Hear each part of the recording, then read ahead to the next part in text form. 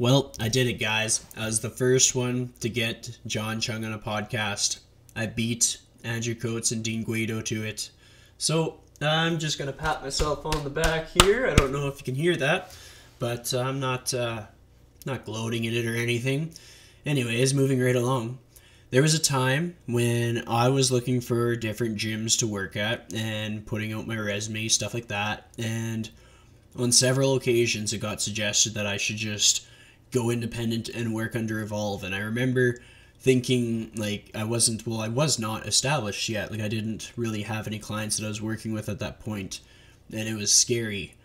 So then I started my fitness journey, or my career working at a gym, and then made my jump later on, 8 months in, and I kind of started up at raising the bar, training and performance, and the boys there treated me really well. Have nothing but good things to say about them. But then I went to a Lululemon event, and I knew about Jon Cheung before, seen him at a few things that Yeg Fitness put on and stuff like that. But this Lululemon event was a bunch of guys that were into fitness. We all got together and we did a workout at Ethics. And then we got a presentation done by Jared Smith. And we had some beer and pretzels, and it was just my kind of event. And John got talking to me, and he was like, well, why don't you come work at Evolve? And, we got talking about it, and I had this feeling that it was only a matter of time. And then went for a tour. I was talking to Andrew Coates, and that's kind of how our worlds collided. But this will give you some backstory to what John's all about and what his favorite video games are and the story of Evolve and where it's going to go in the future, which is pretty exciting.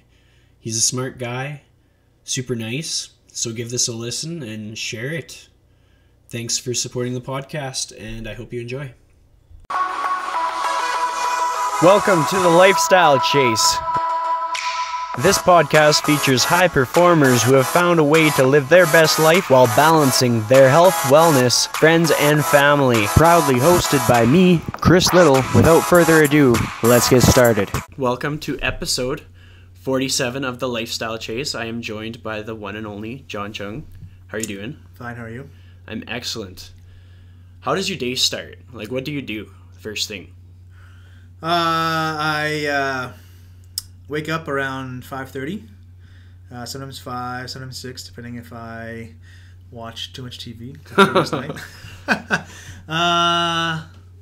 Have a bowl of cereal, go on my phone, check news or any events or any emails that I got over the night, and then head into work. And then on the drive, I just kind of plan out my day, what I need to do, look at my schedule, and then I come in the office and I put my headphones in and work. Nice. Yeah. What's something that just has to happen every day for you? What's a non-negotiable for you? I set a goal that I have to work on at least one, but typically my goal is just one thing or task that will build the business. So working on the business, not in the business. So that's my one requirement for myself, is just to work on one thing. Nice. Mm-hmm. So what's kind of your origin story? And I'm gonna go back quite a ways. What kind of a kid were you in high school? Were you a jock? No, I was a nerd for sure. I was good at sports, but I never pursued it. I played soccer and hockey, but only until about grade 11. And then I played a lot of video games, tons of video games. Until university and until I made the gym, really. I still play video games from time to time, but yeah, high school for sure I was a nerd. What was your favorite video game to play? World of Warcraft was really, really awesome. I played that in, I think, the first semester of Grand Mac, and I was really happy that I didn't have it on a credit card, that I had to go in to GameStop and buy a card. Oh, yeah. Because I skipped so much class to play World of Warcraft, and then when I had to renew it, I was like, I'll put it off, and I didn't renew it, which was good. Yeah. So my marks went up substantially. That was good. I really like playing PUBG. Okay. Yep. What's PUBG? Player Unknown Battleground, or one of the two. Yeah, it's similar to kind of similar to Fortnite. Okay. It was really popular last year. Nice. Yeah. Nice. So you went to Grant MacEwan. Is that like the first thing you did out of high school? Actually, out of high school, I need to upgrade Okay. a few classes. So I upgraded 2 classes. Then I went to Grant Mac in the science program because I wanted to learn about the body, but didn't know that science was more environmental science. So I took, chem and bio, but it was environmental biology and cellular biology, which I didn't like. So then I figured out that phys ed was what I wanted to do more so from physiology. So I took some of the classes and then I moved on to U of A to finish my undergrad. Nice. Mm-hmm. If I did a survey when you were like 16 years old, would you ever expect yourself to be like the owner of Evolve, like a gym like this that's growing so quickly? No. I made a promise to myself never to open a business. Because my parents own a candy store. They've owned it for my whole life. There's a small candy store on the north side, and it's a mom and pop shop, too small to have a lot of employees, so my parents worked and still own it and still work at it. And just seeing the life dynamic, work-life balance. There are times I wouldn't see my mom for like 4 or 5 days just because she would work at her day job and then go work at the store at night, and then as we're kids we go a bit early. So I just saw all this work and work and work and work. So I thought, that's a crazy, awful work-life balance. So I said no. So what was your plan? Like, what were you going to do instead of, like, opening a business? Out of university, I worked for the university, training all their athletes. I then went on to work with the Eskimos and then the police. So it was always keeping in the strength conditioning world. And then working with the police, I was a training specialist, so I did all their fitness testing for all their members, as well as their recruit training. So I really enjoyed that. So I always thought it was going to be corporate or sport related, but never own my own thing. Makes sense. Mm-hmm. So with your parents owning their business, like, you must have learned quite a bit from them. What are like three qualities that really stand out to you about how your parents raised you, or different skills that you got from them? It would be work ethic, as you have to work. Because my parents would work. Well, my mom worked 2 jobs. My dad worked the store, but he worked really long hours, and they always work weekends. So it was always just work, work, work. So my mom would work 12 hours a day for, still like 20 years. So just constant work that if you have to do it, you have to do it. So that was a big one. Discipline with that, knowing that you just had to do it. So if someone called in sick, you had to do it. It was your responsibility, and that's what really kind of stuck towards me. Like they didn't blame anyone else for what they did, or if the store had to be manned. Like, well, this is our doing. We chose to run a candy store, so this is what we have to do. Those would be like the 2. I can't really think of a third. That's fair. Yeah.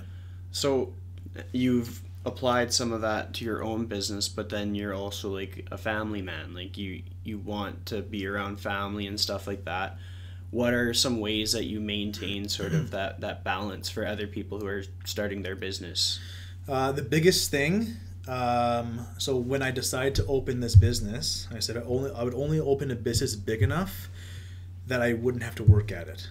So at my parents' store, you just need 1 employee at a time. So it now becomes, if they're not making enough revenue, then they're going to work. So if I was going to make a business, it had to be big enough that I could step away and have employees, which I have employees here. So whenever I tell personal trainers, if you want to make it big, work as hard as you can at the beginning, but hire someone as fast as humanly possible and actually run a business. I was listening to podcasts. Well, I sometimes listen to podcasts. And one of the big ones that I remember listening to was the difference between a small business owner and entrepreneur. And everyone calls themselves entrepreneurs, but they're actually all business owners for the most part, small business owners. So I would classify all personal trainers as a small business owner. That if you have to work at your job every single day, you don't own a business. You own a job, or you buy yourself a job. Until you can sleep all day and still make money, you're just running a small business. So I always tell trainers, if you want to make it big and you want a real business, you need to hire people under you to actually make passive income. Because if you're only making active income, the biggest fear that no one thinks about is, what if you get in a car accident? Or what if you go snowboarding and you break a leg and you can't do your job, you're going to be out of money. So I always try to tell them, think about the worst case scenario, that if you are out, and if you're married or if you have kids, if you're banking that you will be healthy. And that's the biggest fear, that if you are banking that you're healthy and shit hits the fan and you're not, then you're fucked. Yeah. Makes sense. What's the toughest thing that you've ever had to encounter? Like, you may not have had a car crash, maybe you have had a car crash. What's something that really just like threw you off and you had to, it was like your TSN turning point? Nothing physical.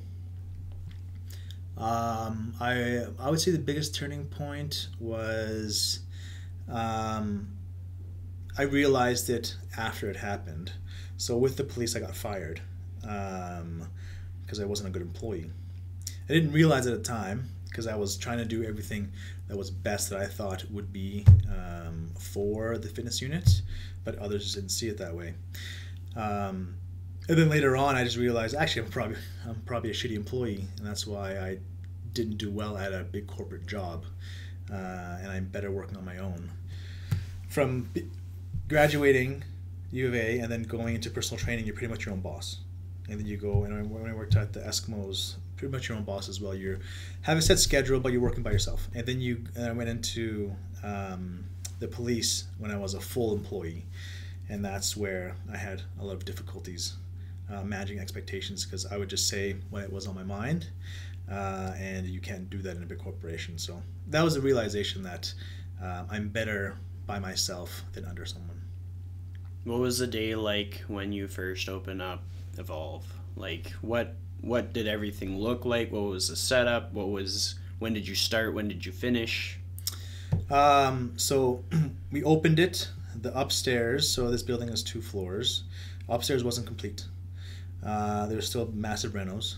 There were still renos happening in the front end. So the only thing that was open was the gym. And I had a folding Costco table in the gym, where I was on my laptop and I had people just signing in there. And there's a lot of equipment here now, but when we first opened, there was no turf. There was 1 squat rack, 4 squat stands, 10 platforms, and some dumbbells, and 3 benches. So it was maybe a quarter, even less than a quarter of the equipment. And I thought it looked so cool. And people came, and I gave them a free week, so people could try it whatever they want. And it was crazy how busy it was, but it was bare bones nothing. My day pretty much was, I sat there at that table checking people in, watching people in the gym. From the hours weren't 6 a.m. to 10 at the beginning. It was 8 until 10. And then I shifted it to 6 till 10, but for the first 4 months, I was here every day. So 12 to 16 hours a day. Did you ever have a moment where like you didn't know if you'd ever get people in the gym, or it just kind of, you had connections and it took off well? I thought the connections that I made in the fitness industry would have brought more people in, and they didn't. Out of everyone who I knew, I only brought 2 people. Which I was quite surprised about. But I had an idea that would work. So the way I based the gym off, I used to work at U of A, and in this place called the High Performance Training and Research Center. It was pretty much just a gymnasium turned into a gym. It's in the Civil Center, and we had a lot of people calling us saying, can we come and train in there? And all it was 12 platforms, 30 spin bikes, maybe 20 squat racks, and a cable machine, and some dumbbells. And so many people from the public were like, hey, we love the gym, we walked by, we saw it, we were in there, can we train in there? And the answer was always no, because it was only open for varsity athletes. So I knew there was a demand in Edmonton for a high performance public gym. So I kind of had an idea that it would work. And then I just would try and find as many connections while opening the gym as possible. So social media was perfect back then. I just said, hey, this is the gym, tag your friends. I always ask questions, like during the construction phase. I would say, hey, what do you think of this green wall? And what do you think of this? Or what do you think of that? Or should we put this here? Should we put that there? And we had a lot of good responses, so it just kind of organically grew. There was a time, it was month 4 or 5, where I was like, I don't know if this will work. And I was maybe sad for about half a day. And then I just realized, okay, well, I just have to work harder. And that's really all I did, because to me, like, if you sulk, it's not helping anything. Yeah. If you're like, okay, well, shit's going to happen. Well, I just got to work harder. And if it pays off, then great. If not, then you can't really do anything else. So, yeah, I just worked harder, and it worked out. Makes sense. Yeah. So you have a pretty solid mindset, I'd say. Like, you're good at, like, being self-motivated. What's your strategy for that? Just, like, work your ass off and just stay focused? Or do you have something that you implement to stay motivated? I really like what I do. It's really, really fun. The way I describe business to people, and I didn't take any business courses in school ever, but it feels like the Wild West, where, like, anything is possible. Like, say you want to become venture backed and get $30 million from a venture capitalist firm. Like, you could figure out how to make a pitch deck and make a solid sales pitch and do it and somehow end up getting the money. Like, you really could do anything. So that's the really fun part about it. So that's what motivates me. That it doesn't feel like work. It feels, like I was telling my wife Leah, like, if I didn't have kids or a wife, I just work all the time, because that's what I want to do. Because it's just really fun. Yeah. So that's what motivates me. Do I implement anything? I don't. Except for try and do one thing that will work on the business. Yeah. But other than that, I just try and think about other fun ways to make money. Makes sense. Makes sense. Do you have other fun ways that you make money outside of Evolve? Yes. Well, yeah, I guess I can't do them anymore. In between opening the gym and being at police, I loved doing car detailing. So nice. I said, oh, okay, well, I'll polish cars for $500 a car. And I got a few clients there. But the way that I kind of view it now is you have a business, you have all this money coming in, all this money coming out. What I want to do is I want to try and capture as much money as humanly possible going out that it still goes into my pocket. So you can think of, okay, what are the expenses that are uncontrollable that you can't deal with? So obviously I can't. If I own the building, then I can pay myself in rent. So that's one of the goals. I want to own all the buildings that each franchise has, so that it gives me more control, but it supports the franchisees even more because I'm the landlord. I know the expectation of how the gym should be. So if a franchisee in Vancouver is dealing with a really crappy landlord, there's a risk that that location may close. But if I'm the landlord, I can say, yeah, sounds good. I believe in the model because I built it.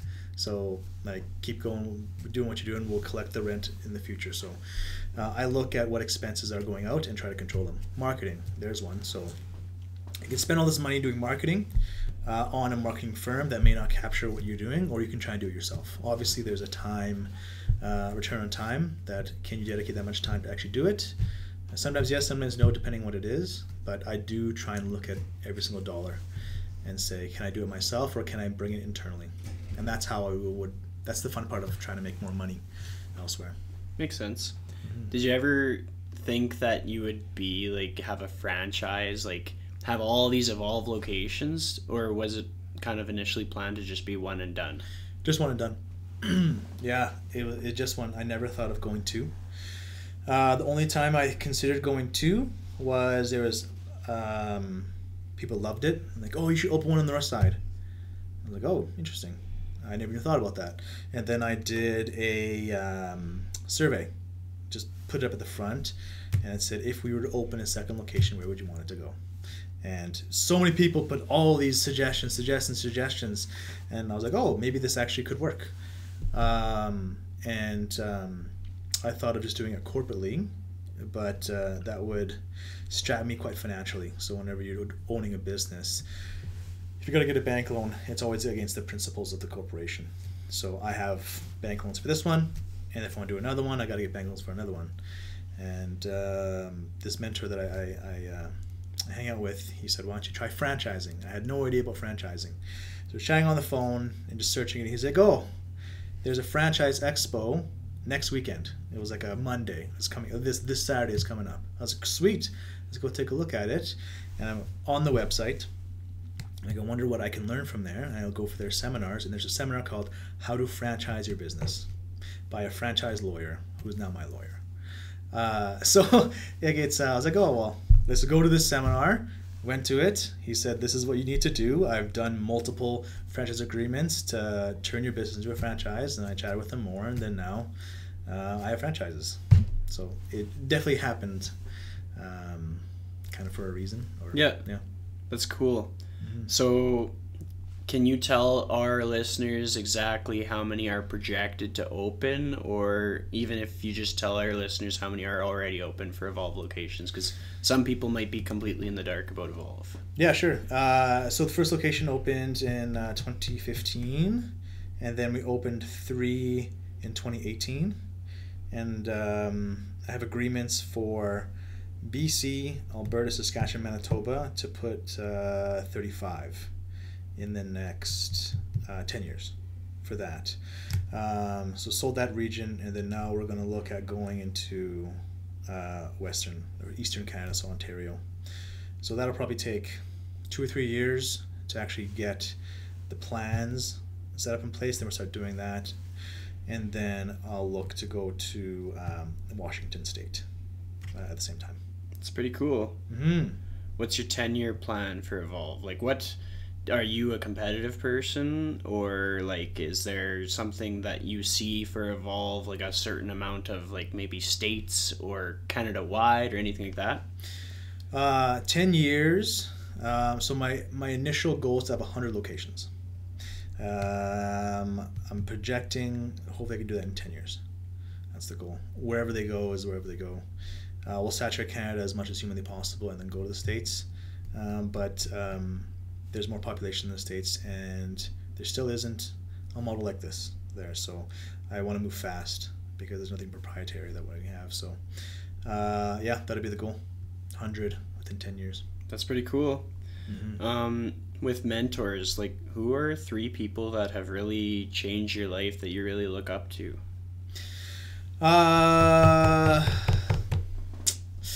So there's this mentor. I won't name his name. Okay.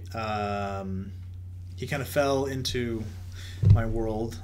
He was first a client, and then he would just ask me some business questions and go back and forth, and found out that he's a very, very experienced business guy. He really assisted me in structuring the business, making it an actual business and not just a small business. So that was very, very beneficial. He's not in the fitness industry, and I'm happy that he isn't, because it's just business practice that he's good at. Obviously, there's like business people in the world. Everyone always asks, like, who do you listen to? I would say, again, I don't listen to very much. Maybe a podcast every 3 months. But I do like Gary Vee. And the only reason why I like Gary Vee is that it's very similar to the way that I think, is that you just got to work. You don't need a special potion or the stars to align. Like, his thing is, I will always outwork everyone. And really, I think that's all it is. Like, if you put the work in, you'll see the reward. Yeah. And a lot of people don't want to put the work in, or they don't hold themselves accountable. One thing that is also really nice that I like that he said is, everything is his fault.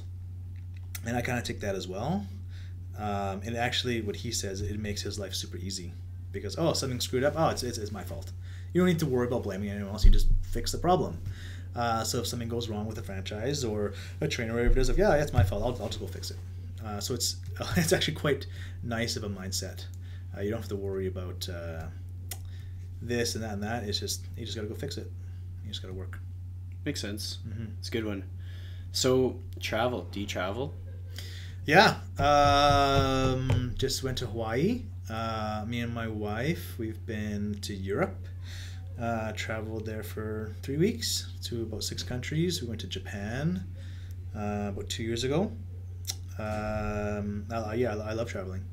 What's been the most uncomfortable that you've ever been in a trip?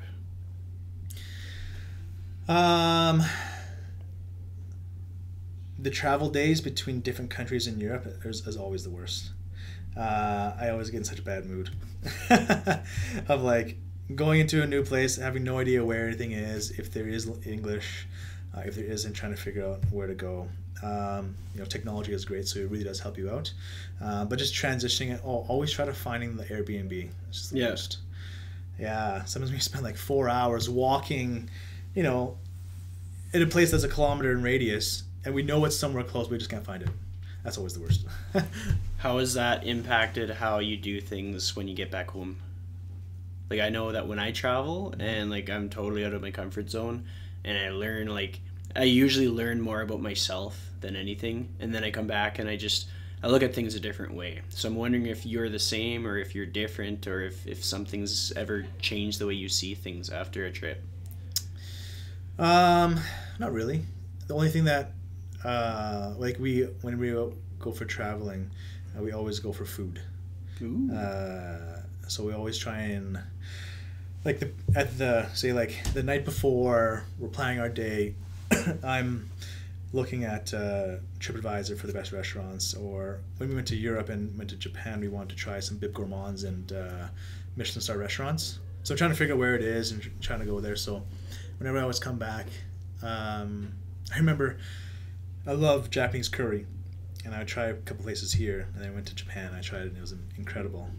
And I was happy to go back home and I'm excited to try it again because I really like it. And it was the worst thing I've ever tasted. And I was like, 3 weeks ago I loved this. So the thing that always sticks in my mind is just food. Yeah. Different types of food and how good it can be prepared and how crappy it can be prepared. How are you at preparing food? Are you pretty good at it?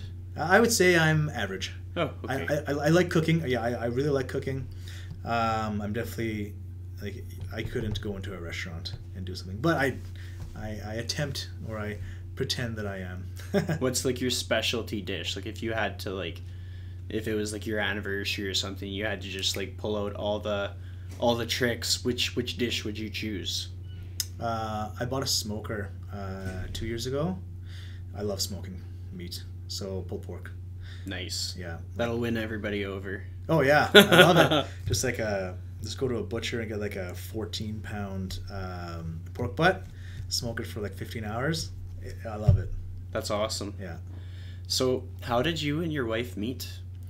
We went to high school together, and we hung out a little bit in high school, like very little bit, and then a little bit after high school. She was dating one of my friends, and then once they broke up, we just never talked to each other for about 8 years, and then we saw each other at the police walking down the hallway, and I was like, "What is that, Leah?" I haven't seen her in like 8 or 9 years, and we saw each other walking down a hallway, and we caught eyes, but she kept on walking, and then I did a full 180, and I was staring at her, and I was like, "Was that Leah Allen?" I don't know. Like, if it was, she would have stopped and said something. I have no idea who it was. So I went back to my desk and I searched her up with the internet. I couldn't find her on the internet, but then I went on to Outlook. I was like, hey, there's a Leah.Allen out of EdmontonPolice.ca. So there is someone with this name. It could be the same person. I don't know. I go to the bathroom, so thinking how I can figure out who it is, and then I'm walking back and walking to my office. There's another office, and she's sitting at a desk. And I walk by it, and then I'm like, I'll just go talk to her. So I backwards walked into the office, and I said, "Are you Leah?" She said, "Yeah." I was like, "Do you remember me?" "Of course." And I was like, "Oh, crazy." So we started chatting, and then we started hanging out. And then I was like, I believe in fate. There's a reason. There has to be a reason I'm meeting her again after 8 years. I was like, I bet you're gonna marry her. I said it to myself like day 4 after meeting her again, and I married her. Well, it wasn't like day 5 or anything, was it? Like, no. How much time passed before you tied the knot? 2 years. Nice. But the really funny thing is she tried to break up with me like 4 times. You didn't let her. No. No, you don't. It was hard. It was really hard because she had some valid points. I just said, no, can't. Yeah, there we go. That's awesome. Yeah. So, what are your 3 favorite things about her? She is very smart. She's way smarter than I am. So I'm really attracted to how smart she is. The second one is she is so well spoken. So I always tell people, like even my employees, when I like teach them how to chat with people at the front or how to deal with conflict, is they say that I'm pretty good at it, and I say I learned it from Leah. But I remember like having conversations or fights with her where I would be literally quiet for 5 minutes straight because she would say something, pose a question so perfectly that I would think, okay, if I respond like that, she's going to say this, and then I'm fucked. If I respond to that, she's going to say this. So I would have a conversation in my head for 5 minutes straight, trying to figure out what to say, and she's just staring at me, blank-faced, waiting for me to say something. So how well she can communicate is the second one. And the third one is how good of a mom she is. So we have almost 2-year-old, and it's just awesome seeing how good of a parent she is. Yeah. That's awesome. That's really cool. Mm-hmm. So how does she make you a better version of you?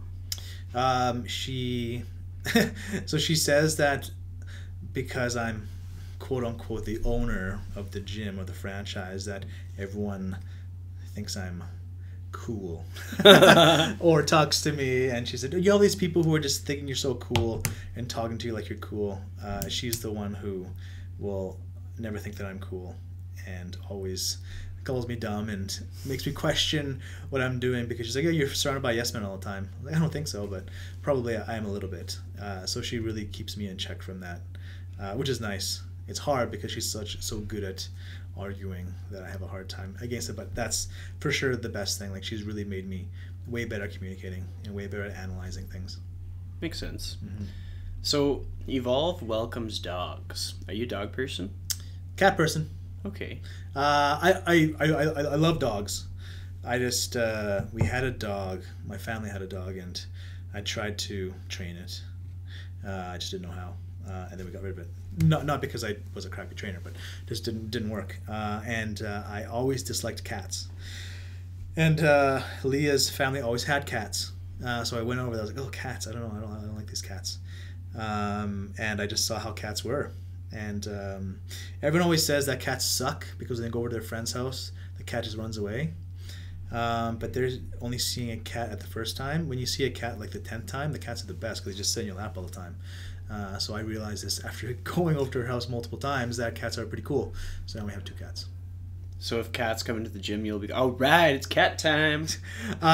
When we got our second cat, Leah brought him here. And I posted on Instagram, like, should we have a gym kitty? And people were like, yes, yes, yes. And then other people would say, oh, that'd be awesome, but I'm allergic, so I couldn't come anymore. And I was like, yeah. That's, yeah, if someone's allergic, I don't want them to not be able to come to the gym because we have a cat. So it'd be sweet, but I can't do it, yeah. Makes sense. That's fair. Yeah. With being the owner of the gym, like, you would have had lots of criticism or feedback, negative feedback. Like, what's the toughest criticism that you've ever had to deal with? No one ever says it to your face. The toughest. A lot of people at the beginning said that I would fail, and I heard it through the grapevine. It's, oh yeah, he's a nice guy, but no, it's gonna fail. So it was hard to hear that, but I also could understand why people would say it. Other criticism would be,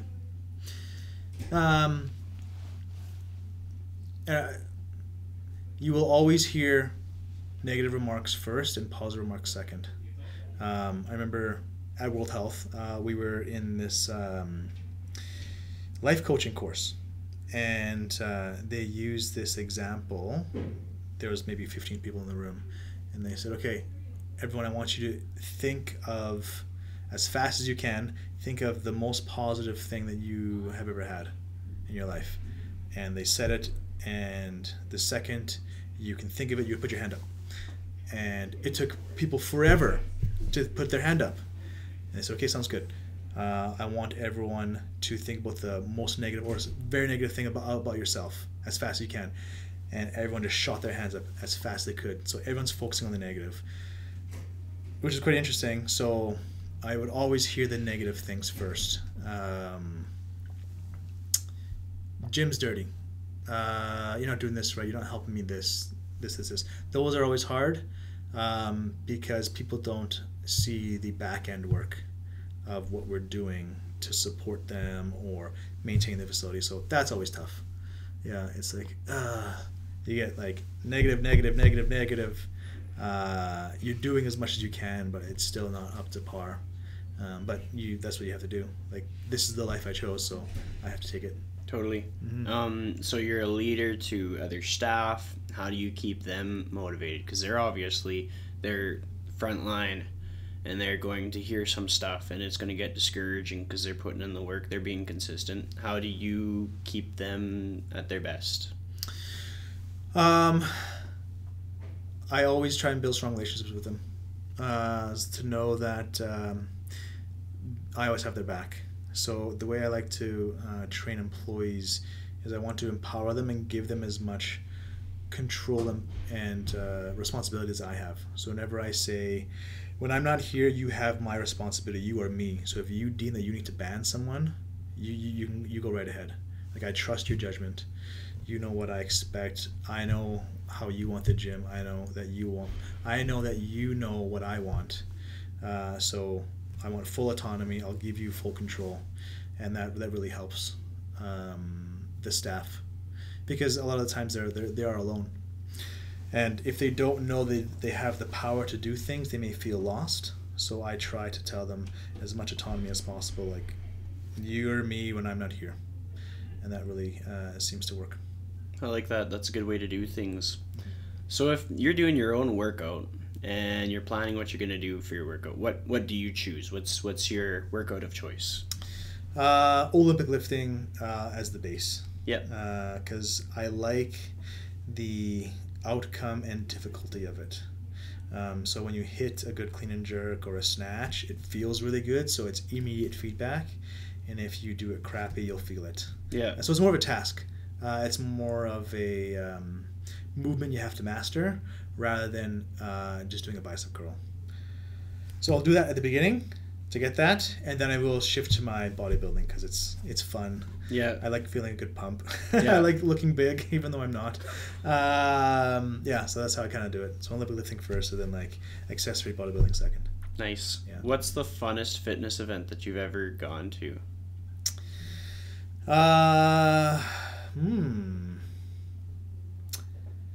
I really like cycling, so I would say the MS Bike Tour. It's a lot of fun. Yeah, it's a lot of fun. It's 180 kilometers over 2 days. Yep. I was really fearful the first time I did it, so I like overpacked everything. But then when you realize that there's checkpoints every 15, 20 kilometers, it's really only biking for half an hour. Then you take a break, you drink some food, or just eat some food. Drink some whatever. And then you're with your friends, you cycle, you get to the place. It's very inspiring. You're just, yes, I did the first day, drink some beer, party, and then do it again. It's really fun. How many years have you done it for? I've done it for 4 years. I didn't do it last year because I had another commitment, but I want to do it this year. Yeah. Yeah.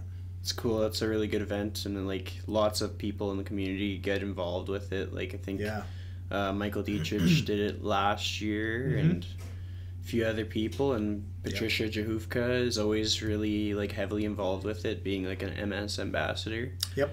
So it's awesome. Mm-hmm. What about the event really stands out to you? Is it like the cycling? Is it MS in specific, or is it just like the style of the event and how it challenges you? I like the challenge of cycling that distance. I like cycling because I want to see how strong the engine I can build. I'm not very good at cycling. But I do like to see how hard I can push and, Yeah. and how fast I can go. That's really, really fun. I never used to like road cycling. I always used to like mountain biking because it's technical, it's fast, it's scary. And then I gave cycling a try, and I really liked it, just of the pure, like, let's see how hard you can push. So I really like that. I love that there's so many people doing it, and it's not just for good or elite cyclists, it's everyone. I think there's people on unicycles, there's people who have MS who's doing it, there's people who don't cycle whatsoever, but like, I want to do it, support it. So it's super cool seeing the big variety of people there. The way it's done, it's really well done. Mm-hmm. Yeah, it's a good route. It's easy. Makes sense. Yeah. What's the coolest place you've cycled? Like, do you cycle outside of just the MS tour? Just around town. For biking, I love going to Canmore to do mountain biking at Nordic Center, and then a few other trails there. So I say that's the coolest part I've been for biking. Have you ever traveled from Canmore to Banff on that trail? No. It's cool. You should check it out. I want to. Like, once, just on a whim, I took my dad's old bike because mine was just rusted. Mm-hmm. And I took his, and it would only hit one gear. Oh, so wow. it was like 2 on the one knob and like 7 on the other. But I made it work.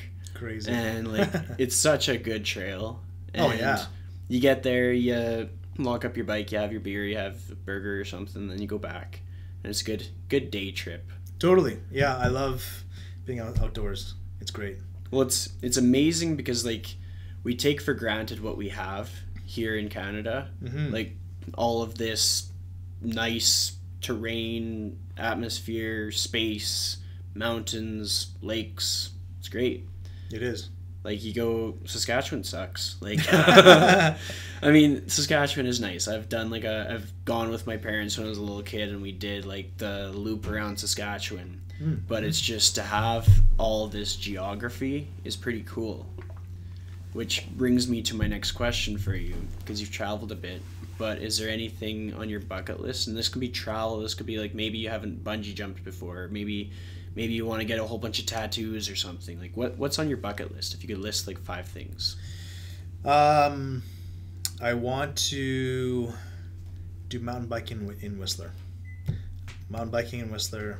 I want to snowboard in Whistler. Haven't done that before. Guess that'd be 2. 3 is bucket list would be I want to own a supercar, and it is I want to own a Pagani. Because if I am wealthy enough to own a Pagani, I know I've made it. And that would just be the craziest, because not many people know what Pagani is. So just it'd be so crazy to have a car like that and then to show people what it is. Yeah, I've just been nodding my head trying to look cool. What is that? So Pagani Horatio is the creator of Pagani, and he used to work for Lamborghini, and then he broke off and made his own brand, Pagani. And there's certain vehicles, like there's the C12, there's the 760 RS, which is a super cool car. There's the Cinque, and then the latest one is the Huayra. I would love to own a Huayra. That'd be super, super sweet. They're usually about $2 million. Very, very expensive cars. But just the craziest cars you can ever think of. Yeah, that'd be something. What else would I want to do? I want to do a big cycling trip somewhere. I don't know where. Probably the mountains. That'd be cool. Oh, I want to do Jasper to Banff. Yeah, that'd be really cool. Just on a bike. That'd be a good one. Mm-hmm. I've never skydived. That'd be cool. Not on the bucket list, but I think that'd be pretty fun to do. Yeah. I want to go back to Japan. Yeah, eat more ramen. That was great. And more curry. Yeah, that's as I say I would do. Aside from food, what was your favorite thing about traveling to Japan? Biking in Kyoto. That was awesome. We did it in Amsterdam. Amsterdam is a great place to just get a bike. They actually have more cyclists than motor vehicles there, so it's super nice biking there. It's easy to get around. In Kyoto, it's very bike friendly as well, so it's just so freeing to just grab a bike and just pedal around and go to places where you want to go. That was so much fun. That was really cool. I really like the culture of Japan. I love how detail oriented they are. So one of the things I kind of based like the gym off of is super high quality equipment. So I can tell you how much the bars cost.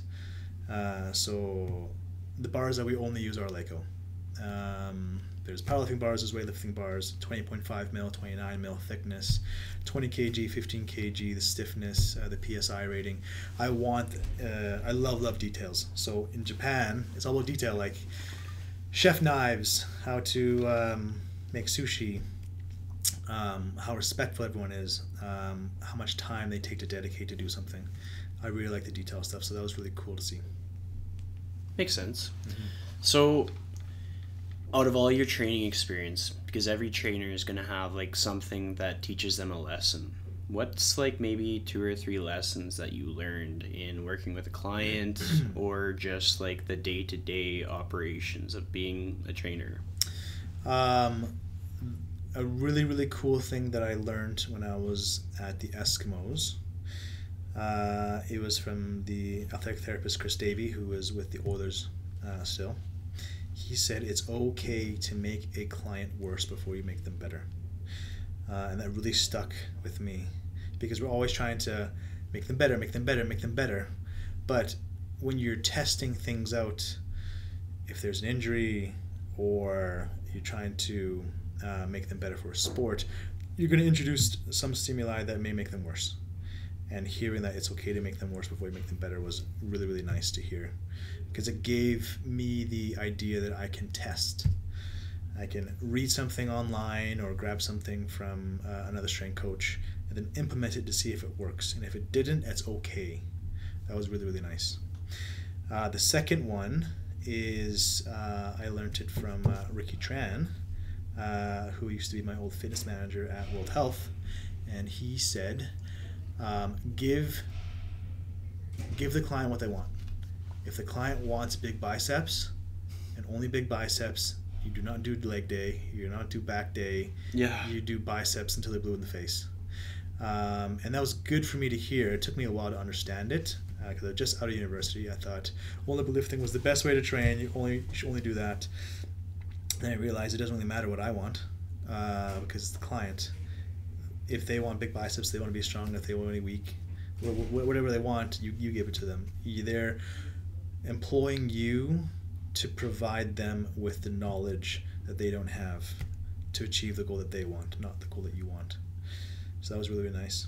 And then the last thing that is really important is making sure you're not giving yourself away too much. Like you're keeping yourself.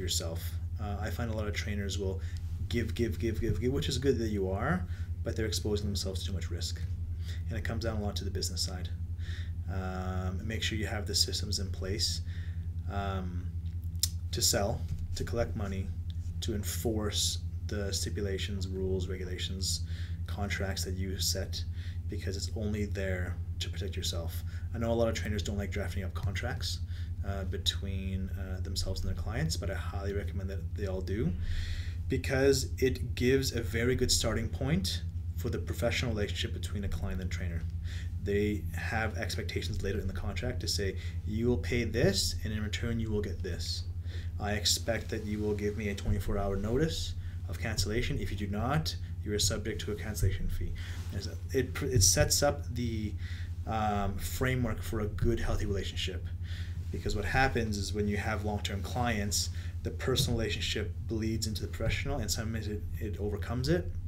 So then you might get a client or a trainer trying to take advantage of that personal relationship, where if you have a set base of rules or regulations at the beginning that you will always follow, it makes a very healthy relationship.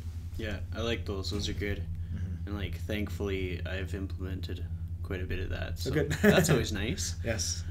So I have a question that I ask every one of my guests, and then after a while I kind of put it together, put some Coldplay in the background. It sounds pretty cool. Okay. So if you could give one piece of advice on how to live your life to the fullest in the most authentic way, what would that piece of advice be? I would say take responsibility for yourself. Yeah, take responsibility for yourself for everything you do. Don't blame others for your misfortunes or benefits, wherever it is. When you take on the responsibility for yourself, it's very, very easy to live your life. If you begin to blame things onto others, you lose power and you lose control. So I've always saw that if there's a failure, it's my failure. If it's a benefit, it's my benefit. Or success, it's my success. And that made it really easy to live. Because if I just blamed, oh, it's because of this, oh, it's because of this, you lose the power of being in control. And when you lose being in control, I find a lot of people just they become unhappy. Yeah. If they're uncertain. Like if you're certain that this is what you're doing, it's easy to say, yeah, it was my doing. I screwed up. I will fix it next time. If you're uncertain that it was your doing, then you're just sitting and waiting for something else to happen. And I think that's very scary for a lot of people. I like that. That's good advice. So thanks for making time for me today. Yeah, it's been a good chat. It was very good. So we'll shoot the shit a little later on, probably. Very good. Thank you. All right. Hello, it's me again. From the makers who brought you intros to the podcast, I also bring you an outro. So, here's a challenge that I have for you. You got to listen to about 45 to 50 minutes about Jon, and you might know some things that you didn't know before. Now I'm curious, who else on the list of guests that I've had is a familiar name to you? And do you know everything there is to know about them? Better yet, who is on that list that you have never heard their name in your life? Because while everybody is connected in some way, shape, or form, I've thrown a few curveballs into my list of guests. Like there are people that are from Chicago or Arkansas, or they were living in Germany when we did the interview, or they're living in Egypt. And no matter what, there's always some kind of a connection, but even more so, it's really cool to see how much you can learn from everybody that you meet, whether they're a professional hockey player or they're a paramedic. They could be a teacher, they could be a professor, they could be a mom, they could be a dad, they could be a young person just starting their career. I think everybody that we meet has something to teach us or some way to support us in whatever thing that we're doing. And that is honestly the overarching goal of this podcast, is to make us better at living happier lives. And I mean, if that's what I'm going to put all this passion into, it'd be incredible to see that grow. Like have somebody listen to one podcast and think maybe I should listen to a few more and have them get something from it. So if you're up for the challenge, it helps me out a ton. Every time that the episode gets shared on social media, another person is more inclined to listen to it, because it might not be the most popular podcast, but it's growing, and it wouldn't grow without all of the support that everybody gives. So I appreciate the crap out of it. With that being said, thank you, as always, for your support of the podcast. Thanks for lending your ear to me and Jon and listening to the story. And I hope you look forward to the next episode coming up soon. Thank you.